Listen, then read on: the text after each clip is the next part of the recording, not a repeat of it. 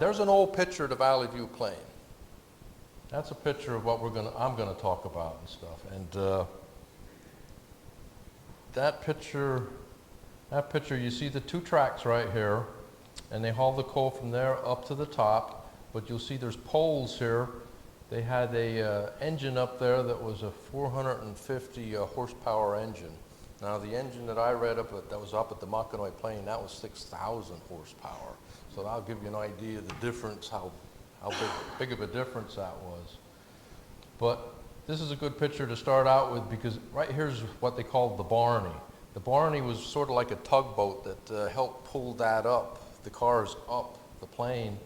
And if you look, you'll see double tracks right here, 2 sets of rail, 2 sets of rail. The Barney went on the inside rail. It was a smaller gauge. And then it went down into the Barney pit right here so that they could bring the next load or unload the cars. Now, the Valley View Plain was kind of interesting engineering-wise, because they had to engineer a lot more than just the plain. And that's what I'm going to show you, where they had to cross roads, they had to cross creeks, they had to go under roads and stuff like that to make this work.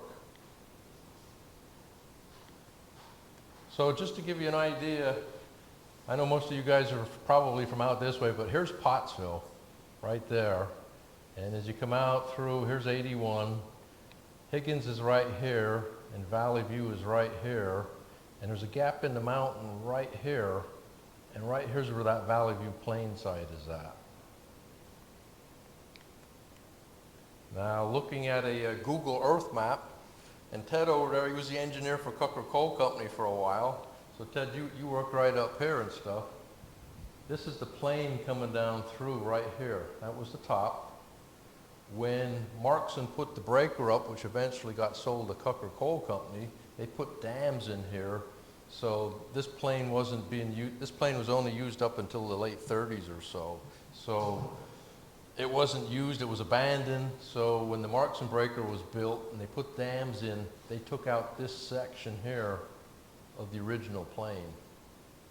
So you won't be able to drive by on a road and look up and see that kind of an opening, because that's what happened. Now, that's a 1938 aerial map, and that's before Cucker's breaker was built, the Markson breaker and stuff. But here you can see this is the very top of the plain right here, and this is the bottom. And what you're looking at here is the Macadam Road here, which would be Gap Street, that comes through, goes through the mountain and heads right into Valley View. Now, we're going to look at a map here soon that shows a old P&R C&I drift right in here, and also the Valley View Tunnel, which was a P&R C&I operation right here. This plain was put in here with the intention of getting this coal, all of it that came out of the Valley View Tunnel, through a railroad that came over and hoisted it up, as did coal that came out of this drift and came up through and was hoisted up. And then it followed what they call the Loki Road right here, and it went to the Good Spring Breaker, which was about a little over 2 miles away. So the elevation here, they needed to get it up to there, so it was at the same elevation as the breaker, which was just to the east about 2 miles.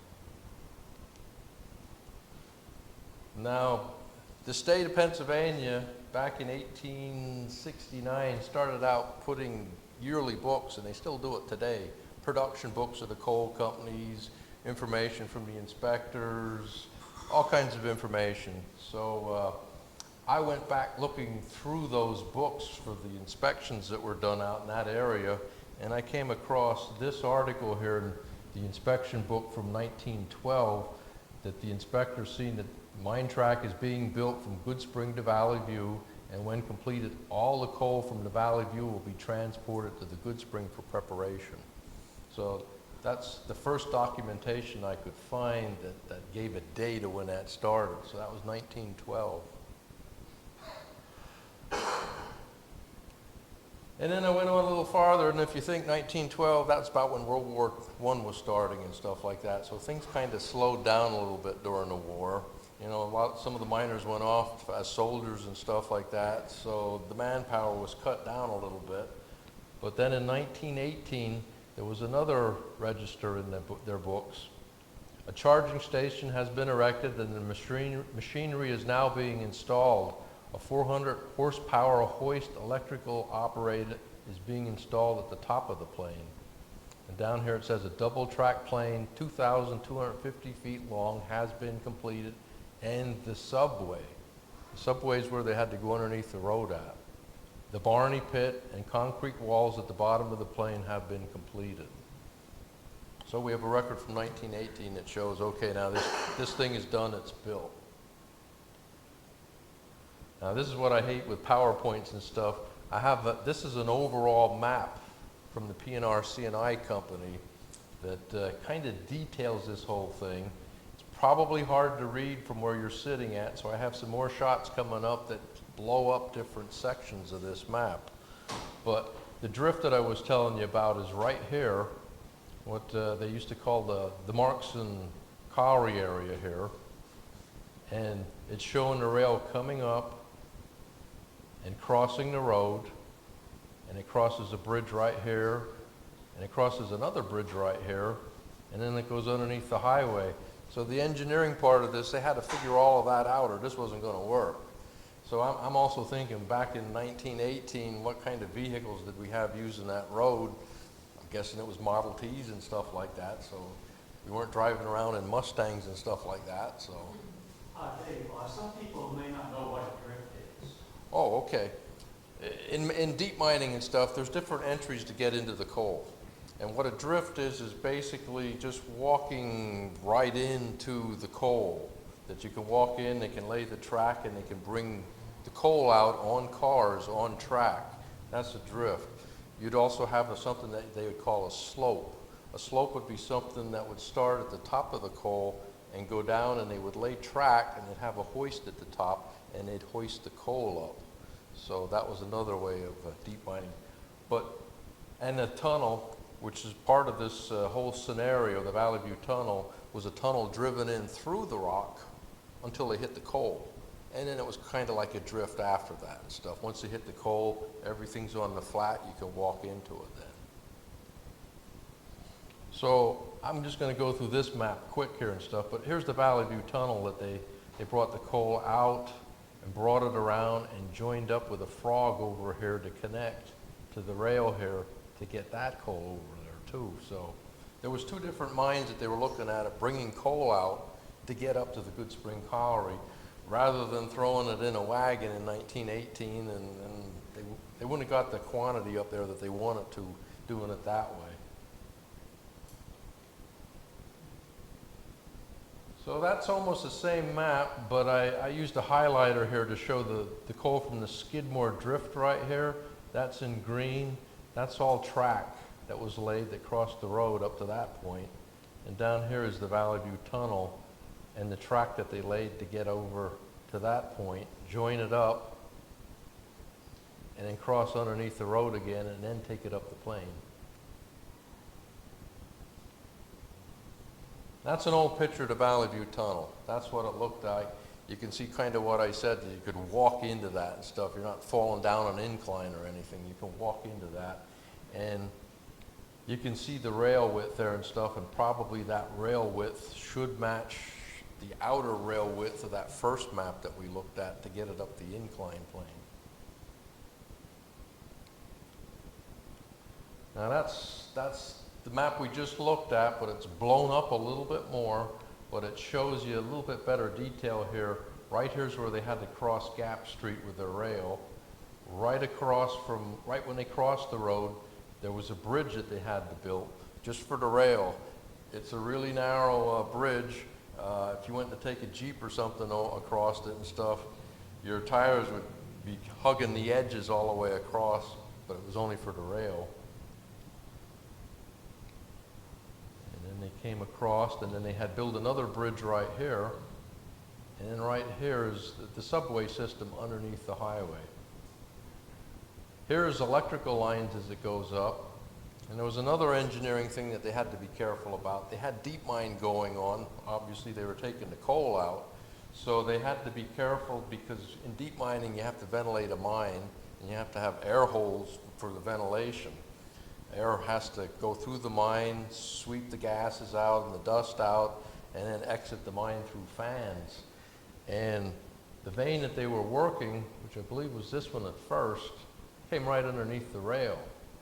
And there was an air hole right here that they had to design this that they missed. And there's an air hole on another vein right here. So the track was designed to go right between them two air holes. Now, what I did here, and I won't go back to it, this was the electric line going up. And on that first picture that we looked at of the old picture of the plane, you can count the poles on there. And when you get up to this pole, you can see on the picture, even though it's a far ways back, you can see there was a flat area that the air hole must have been right there. What they also did too on the mapping and stuff is right here you'll see a line and you'll see a line here. That was a coal reservation. When they mined the coal and they developed the coal, the little end thing to do is to rob the coal out from the pillars that were created. And that's what these symbols are right here, is where they robbed the coal out. This is all underground, probably about, well, here's surface-wise, but this probably runs underground 300 feet. They didn't want to allow any robbing of coal in this section right here because they wanted to protect the track. They didn't want to rob the coal and all of a sudden there's a hole and then the plane is done for. So they were smart enough to put reservations in here and keep the coal intact and not rob it. Now, I mentioned that they had crossed the road and they had to build a bridge to get across what would be the east branch of the Roush Creek. This is a picture of that bridge that they built, and it was just for their rail. I actually took that picture on Sunday, so it's a pretty fresh picture there. And the second bridge, all that's left of it is the foundation.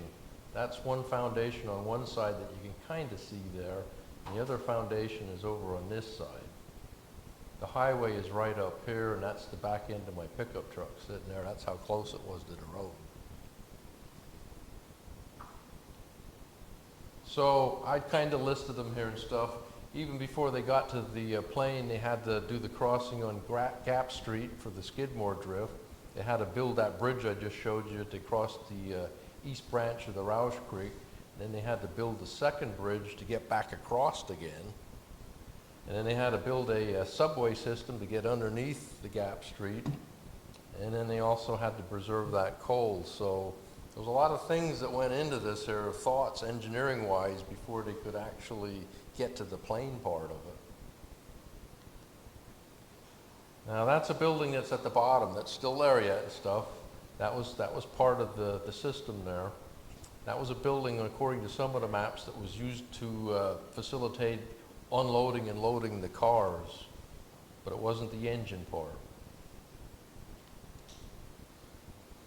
And that is a picture standing at the top of the plane, looking down, and that was just taken a couple weeks ago too, but you can see how straight it was and how it just grew in, and that's the way it is now.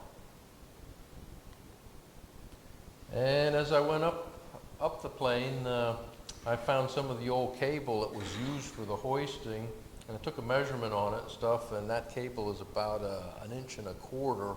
I think the Mackinac plane was somewhere around 2.5 inches when they were using the wire rope up there. But they only needed 1.25 inches there. That's a blow up of what the top of the plane looked like.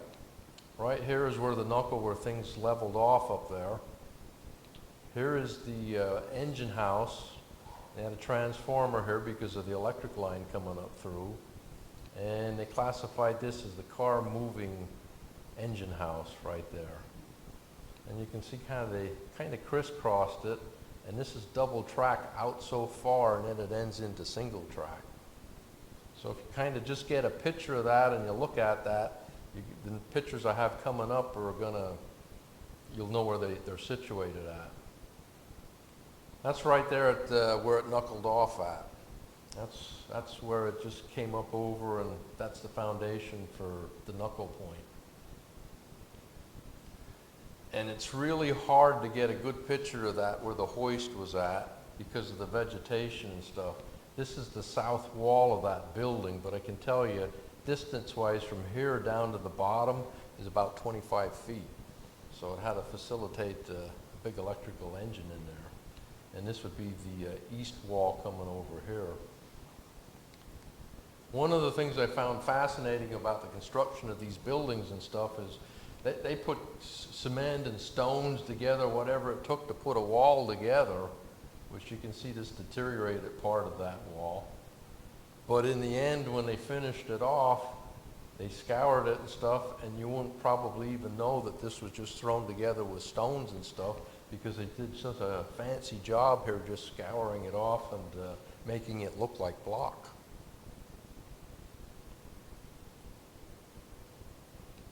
That is the foundation that we just looked at from the hoist house, and these are some cement pads here that I'm sure were used for where the rail was laid down, so it's in a permanent position. And if you remember on the map, that's where that's the house that they label for changing the cars at right there.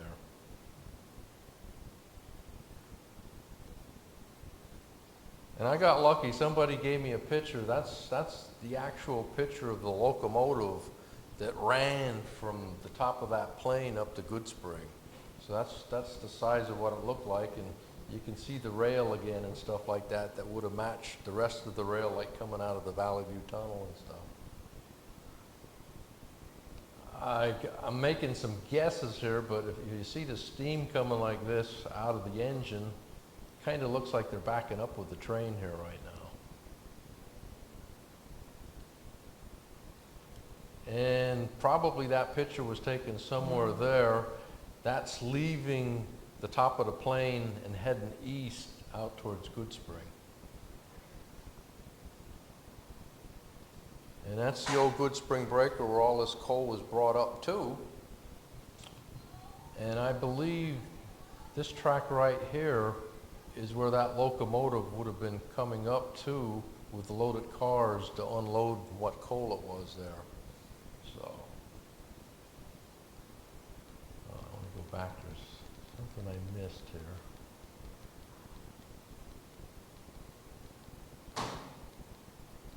That cable that I mentioned to you was about 1 1/4 inches in diameter. What I wanted to show you is you have rollers here for the cable. Those rollers are put in there so the cable doesn't cut the sills that are laying underneath it, and it helps preserve the cable a little longer because it's not cutting into the sills. But you can see that pretty clear on this picture.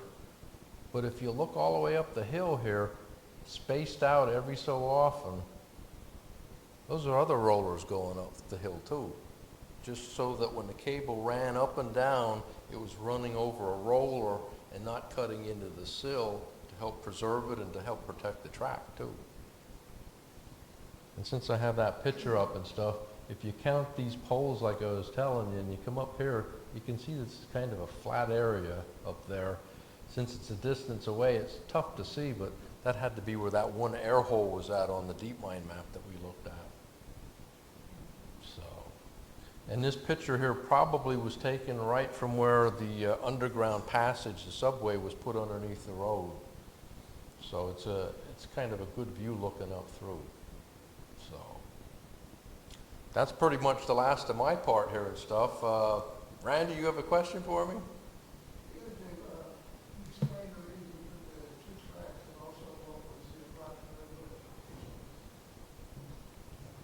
The elevations are on the map, but I don't have that on the top of my head as far as the lift. I would guess it was probably around 400 feet was the change in elevation. And what was your other, you had 2 questions there. What was your? The 2 tracks. The two tracks, and probably John's going to talk more about that, I'd imagine, is one car would be going up, a full car would be going up, while an empty car would be going down.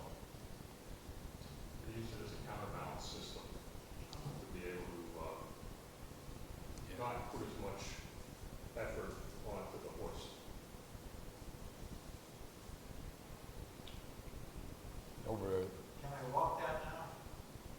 If you got permission from the land company, you probably could. Private property. It's private property, yeah. Okay, just to understand these coal operations here, was there ever a pitch like a 90-degree where they had to come up with coal in cars that they brought up straight up?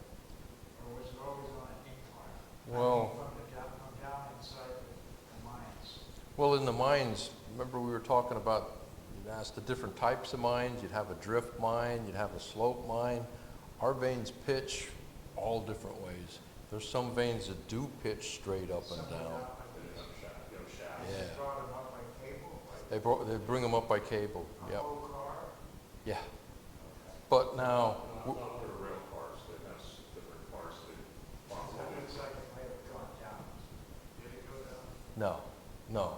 That car came out of either that Valley View Tunnel, was loaded up with coal inside where you could walk in, Way up. and then came out and stuff. But our deep mines nowadays and stuff, we have, I guess, 4 of them left and stuff. One of them's a drift, but they hoist coal up, but we're only talking buggy cars that are the size of maybe ton and a half, 2 tons, something like that. They're not hauling that amount of coal up from them. And years ago, they used to have double hoist for these deep mines, some of them, where one car would be going down and one car would be going up. I don't know nothing about the Nelson Colliery. That, The one I told you about in, that's as steep as the Statue of Liberty, as high, and it's a straight shaft. oh yeah. Well, the Brookside shaft, that's out in the Tower City area and stuff. That's one of the deepest shafts around here. Actually, I guess there's one more deeper and stuff out towards Ligons. Those shafts are somewhere around 2,400 foot deep. Out in the Ligons, that shaft, it's 2,400 feet. When that mine was abandoned and water filled up in the mine, the Navy actually rented that shaft to do experiments with some of the Navy equipment and stuff because of the depths and stuff like that. So, I'm sorry. go ahead. That Roush Creek that you talk about, is that anywhere part of Stony Valley? No. I So think, I think there's 2 different Roush Creeks, there's one there, and there's another one, like around Ravine or something. up above Ravine, there's a stream there, they call that the Lower Roush Creek. Okay. Up where we're at here, where this gap is at, there's a west branch of the Roush Creek and an east branch of the Roush Creek. Yeah, there is down in Stony Valley, Yeah, but I don't know where they start from. yeah, I don't know about Stony Valley. And that's an old coal mining area. Oh, absolutely. Runs into Lebanon County, I believe, part of that. Yeah, so And I have a few maps on that too. But yeah, these mines were really deep. that's good if I get down there. Yeah. And that out at Ligons, I know a study was done. That's the deepest elevation of coal that was ever mined in anthracite. It's something like 300 feet below sea level of what they mined. But The Good Spring Breaker looks rather large. It looks like it's larger than what the present day village today is. Where was that located? Like on the west side of the village or east side? northwest side. Northwest? Northwest side. Well, at one time when I was a kid, there used to be huge banks. And some of them were burning. They were called, the burning banks. Well, you're, Today, I don't know, that's all been leveled off. well, the burning banks that you're probably thinking of, there were several places there were burning banks, but Donaldson, Williamstown. Williamstown. Williamstown, back in the 50s, that they were burning and the state came in and put them out then. But Good Spring, on this picture here, if you were in the village of Good Spring and you drove west Yeah. from that intersection, Good Spring's a one intersection town, you Well, drove, the railroad there, if you go west. right. Well, if you see in this picture right where my pointer's at, that's that road. So you're, on this picture, you're looking southwest. And that would be the present day road where it's located at. Well, was the Good Spring Road paved at that time? The Gap Road?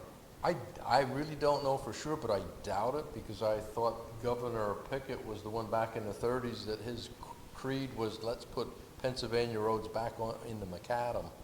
So I would doubt it was macadam at that time. Yeah. John, I'm taking up your time here. Okay, well, that's all I had, but if we can get John oriented here and stuff, he's a flash drive, but I'm not quite so sure now if you're gonna be able to use that pointer.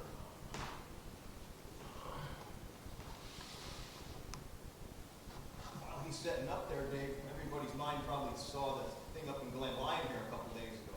Yeah. That was a straight shaft, 800 feet deep. Whoever asked the question about going straight up and down. That's exactly what that was. There was quite a bit of mining in that locality. I'll recall today, Bear Valley.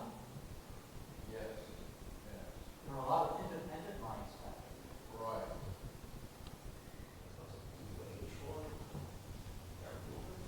I just want to make sure this is set up right. Hey, while John's doing that here, I forgot one other thing and stuff. This was a spike that I found when I was on that walk from down the incline and stuff. So it's not a big spike, but it's not a whole spike, or a little spike, so pass that around. I think it's always need to touch history when we can.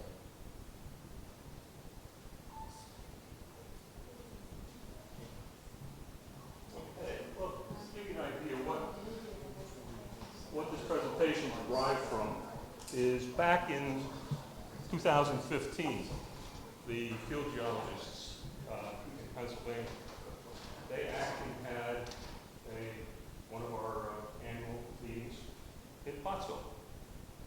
And I was asked to, find something interesting in anthracite to write about. So I thought, well, we'll talk about inclined planes, ties into geology very well, ties into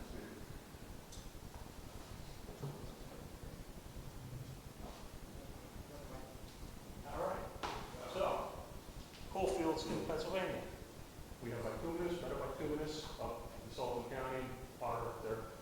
And in the eastern part, we have the northern field, eastern middle, western middle, and southern fields. So we're looking at northern, there's eastern middle, western, southern.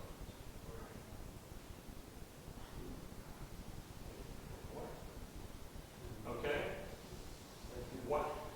The reason behind why we have inclined planes. We're in the valley and ridge province. And you can see here, let's see.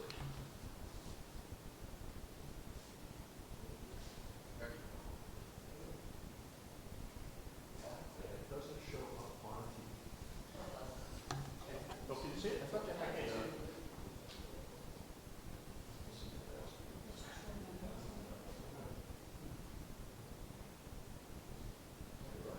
Yeah, it doesn't show up. I've had that problem before. But if you see these lines here, what you're seeing is the ridge tops and the valleys in between.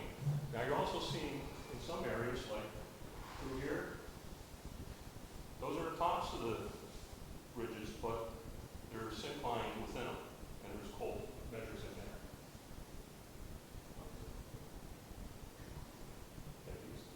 All right. And I came up with this one and show you a little bit better, closer up. Interesting thing, they don't bother to show Pottsville lines. Now we know where Pottsville is. But because of that, what I did, I found an old photo.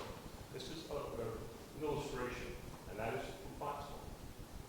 I'm not sure, it appears to be somewhere in the 1840s maybe. So, but I'm in Pottsville, I had to do something to show Pottsville.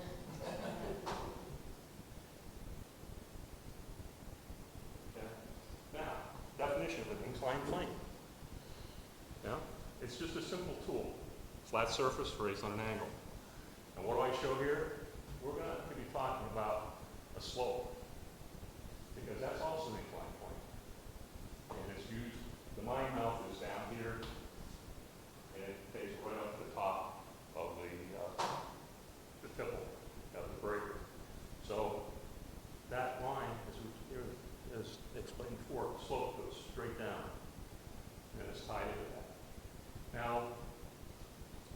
planes are two simple machines.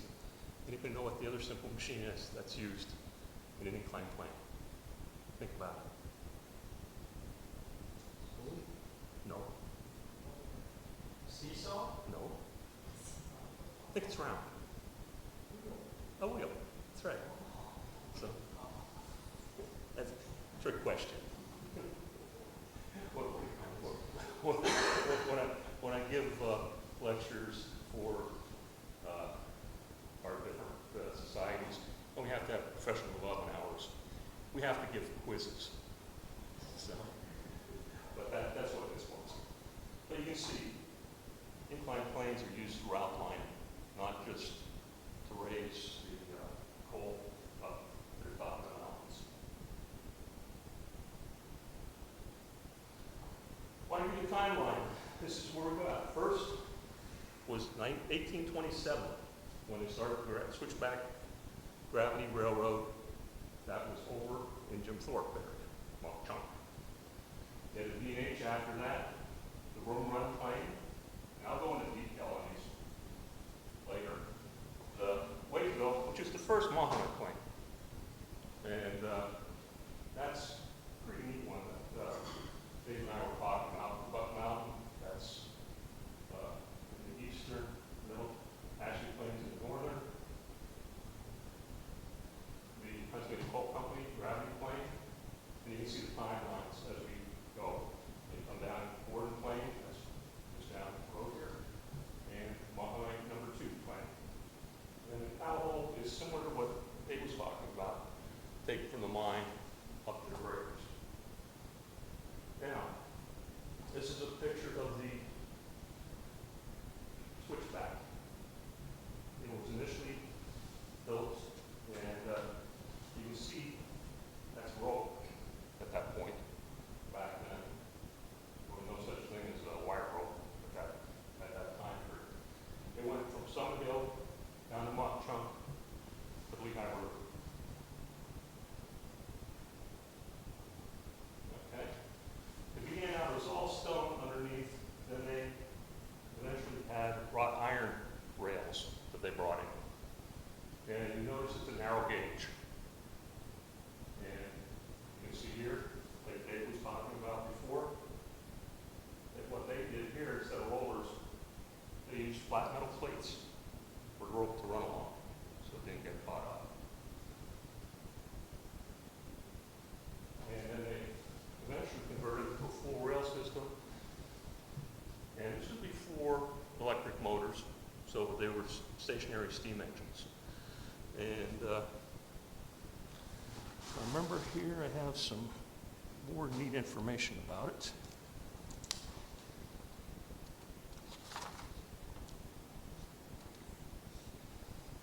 Okay. Initially it was just the one track. Then they had a back track that they put in, created an 18-mile loop that went up to Mount Pisgah, which was between Mount Pisgah and Mount Jefferson. And at that point, they kept it in operation, and it brought coal down from Summit Hill in the Carbon County area, Lansford, that down to Mock Chunk. There's another one. They got it fully replaced in 1872 by railroad. Interesting thing though,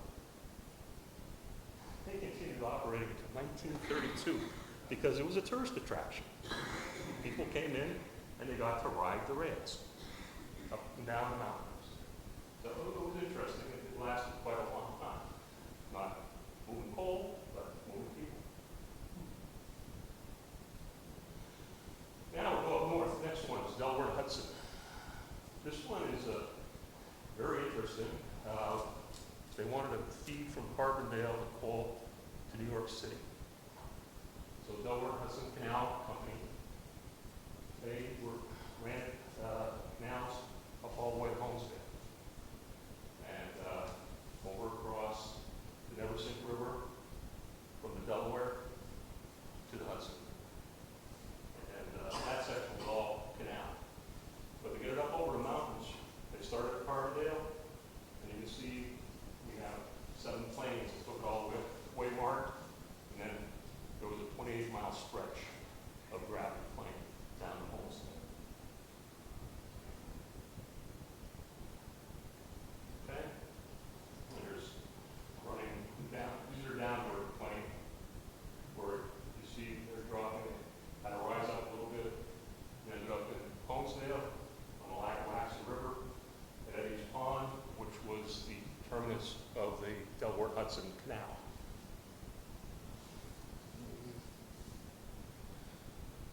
So this one also used stationary steam engines, and they used the gravity assist with the descending cars on it also.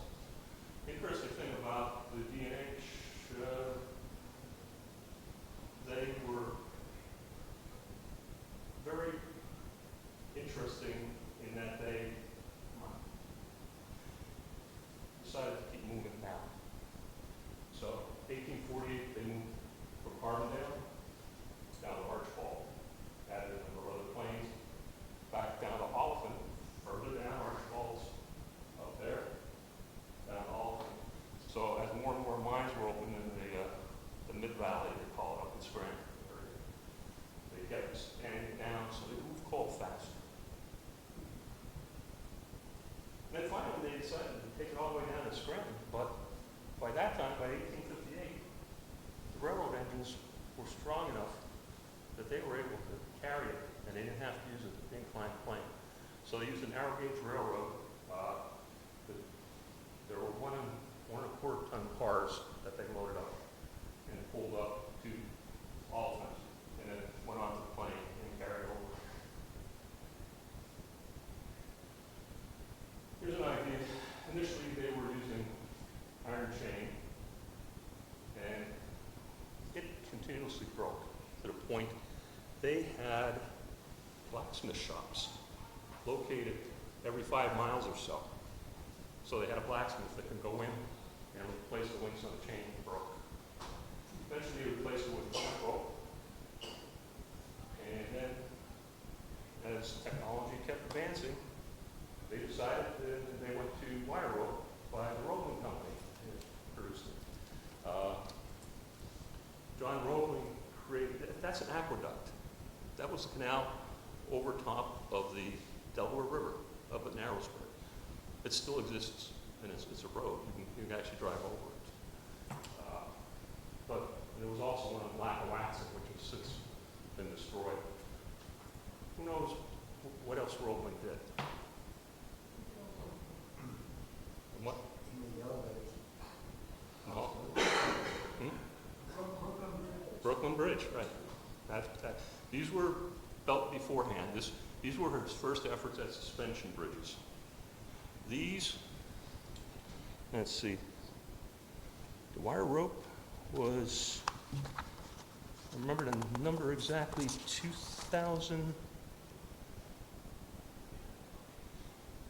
127 individual wires, and then they wrapped it with another wire.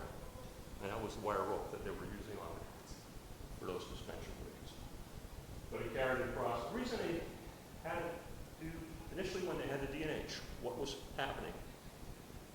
Everything north of there was timber. So how did all the lumbermen take their lumber down to Philadelphia?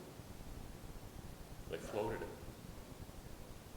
So there were big, they tied together a whole bunch of logs and just floated it down. That caused consternation when they were trying to bring coal cars across the river before they built the Ackerman. This continued in operation until 1899, and it was replaced by railroads. Now, River Run was a small one, couldn't find a whole lot on it. It ran from Nescahoning down to Mock Chunk, up to Lehigh and Mock Chunk. Give you an idea about, if you're familiar with the railroads down there, where the bridge is, the rail bridge going up into Lehigh Gap, that's about where it entered into the Lehigh Canal. And at that point, it was, there's still some remnants. You can see abutments down there. I wasn't able to get down into there to get any pictures of them, but there's still some abutments from the canal. And that was part of the Lehigh Canal, Lehigh Delaware. This one was rather short-lived. It only went 40 years. But it served its purpose. Again, it was replaced by a train.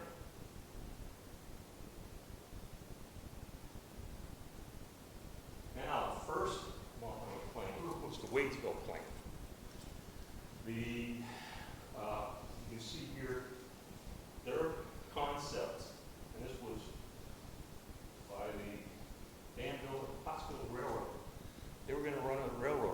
Pottsville. Never happened. They formed two small pieces. One to the west that was an actual railroad, and then worked the incline plane here. Now, as you come down 61, anybody ever wonder, you see these couple bridges and stone abutments sitting on the other side of the creek? I always wondered about that. My great-grandparents lived down in Reading. When we were little, we were up and down 61 all the time. And I was wondering, why were they there? I finally did research on it and found out that was part of the Wadesville incline plane, the down portion. But what they did is,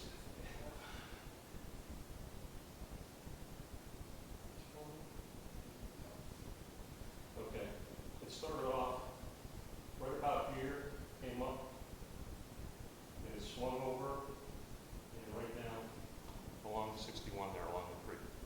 And that's where the down plane was. So it's in the Gerardville area, up the Frackville, and across.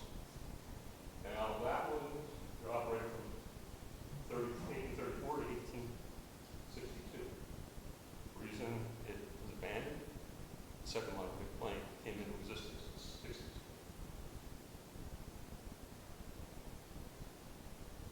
Now the Buck Mountain Plain, this is the easternmost portion of the eastern middle field. It's Foster Township, Freeland area is up in there. You can see Becky Miner's village is over in here. And what they did, first one, give you an idea, they went down to Rockport. Anybody go on the Lehigh Gorge Trail, Whitehaven to Jim Thorpe? Rockport's down in the bottom there. But this ran from, let me see, Buck Mountain. 4 miles long. There was a tunnel. Tunnel was somewhere in here. And they only ran the 1 1/4 cars, which were in use at the time. It stayed in operation in the early 1830s. The Great Flood of 1862, which I'll talk about a little bit later, which wiped out the north rank of the Lehigh. Next one in line, the Ashley Plains up in Wilkes-Barre. You can see this is one of the first plane leaving Ashley, going up. And Ashley Plain has, it was the idea, everything from the D&H that in Pennsylvania took care of northern Luzerne County, Lackawanna County, then went to the market in New York City. This is the Lehigh Coal Navigation Company that developed this. And they had access to the Lehigh Canal. They were able to, they wanted to get the coal out of Wilkes-Barre, Nanticoke, take it up the mountain to the railroad, which they had created the Lehigh and Susquehanna Railroad. And they took it down to the Lehigh Canal at Whitehaven, which was the terminus of the Lehigh Canal at that point. They called it the North Grand section of the Lehigh Canal. So, 2 stages, and initially there was the incline plane and ran to the railroad down to the canal. You notice all these are owned by the canal companies, and they wanted to find ways to be able to get the coal on to their canal lines. So, interesting thing, they did build a back track, 12.5 miles long. The plane itself was only 2.5 miles.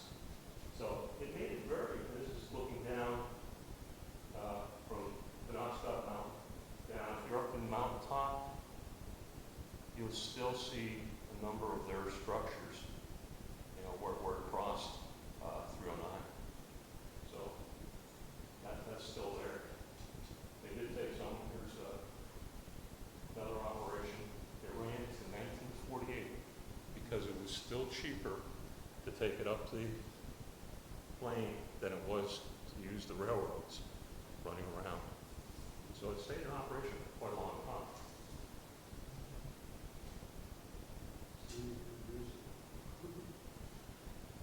Now, next one that they started was the Pennsylvania Coal Companies. They opened it up in 1850.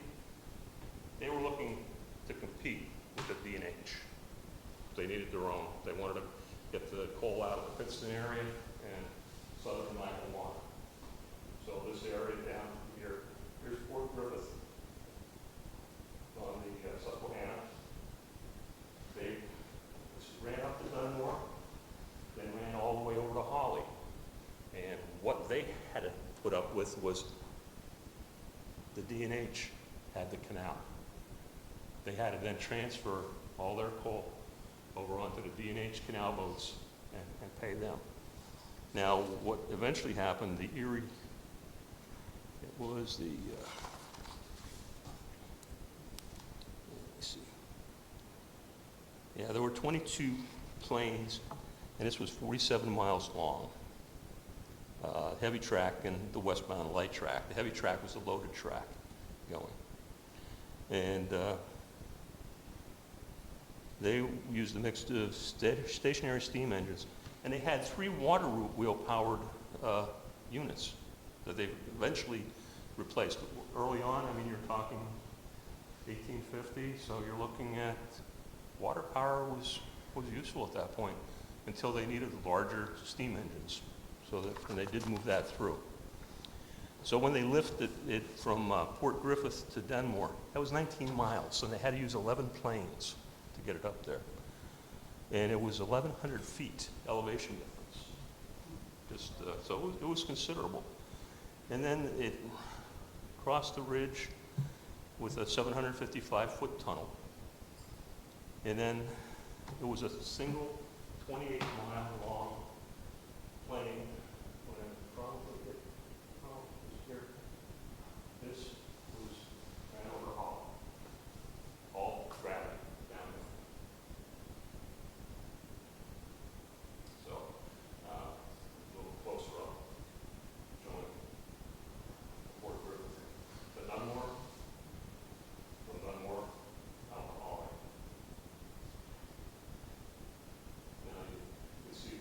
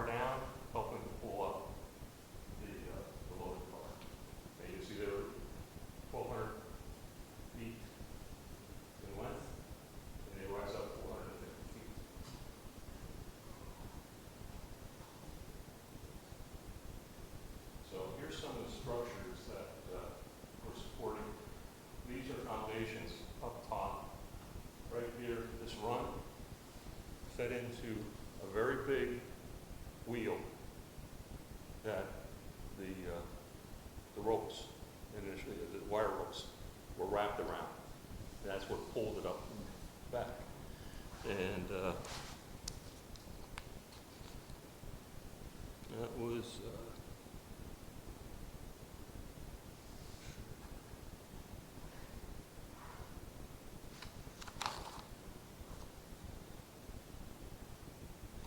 yeah, well, give me what happened.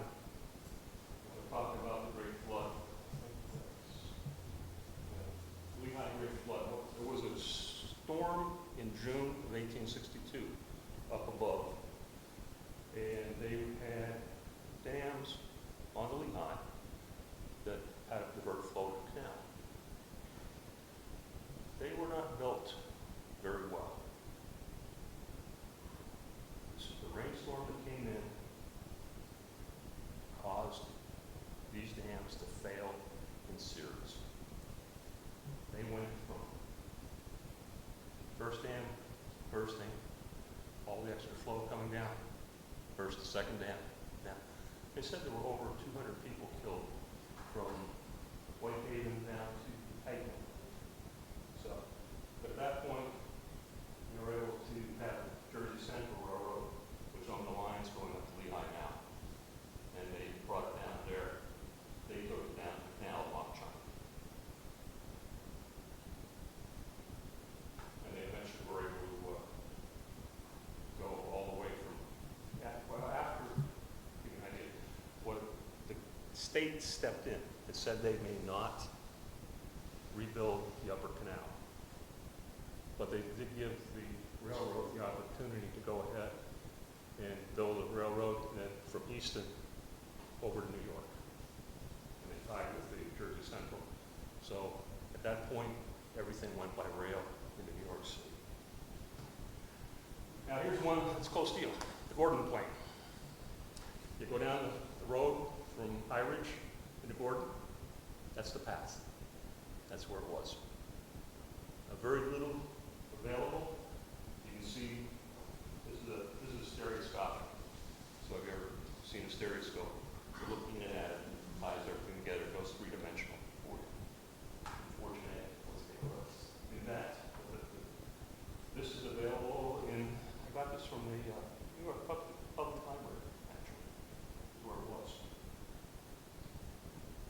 Dual system, like the others. It was built by the Schuylkill and Schuylkill Railroad. Some more stereoscopic pictures of it. You can see here the first incline, then the second incline as it goes up. And here we see some of the abutments that are still existing as you go up the road, look off to the left side. You'll see them sitting there. You can see the size of them. This was in the middle. We figured this was one of the secondary hoist house. And it was somewhere right in here that the cables came down and out. All right, now we get into the Monterey Plain that everybody hears about. You know, this is the second Monterey Plain.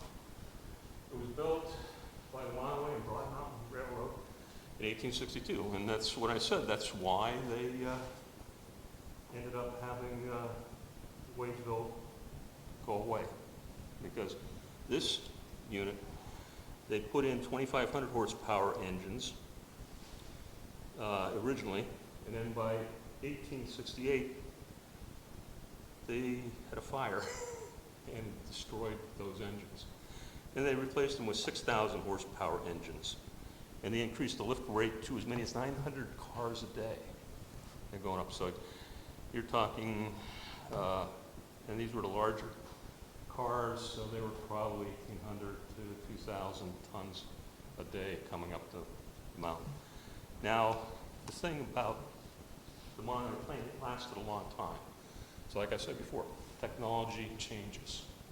And as they went through, they found after Gordon Plain was abandoned in 1895, more volumes came up to the Monterey Plain. So what they did, they increased to a 24